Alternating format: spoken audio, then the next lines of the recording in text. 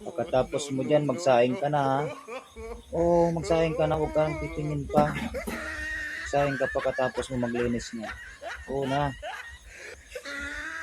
bilis-bilisan mo lang. Dapat mapaputi mo yan kasi sobra ng itim oh. Yan.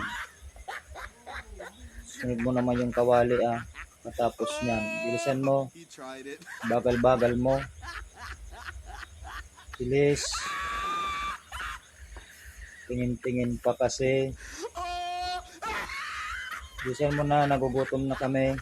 Saing ka pa. Yan. Bilisan mo kasi para pumuti. Yan oh. Ayan, dyan naman sa baba. Yan. Tapos dito, dyan. Bilis. Bilisan mo. Tanghali na.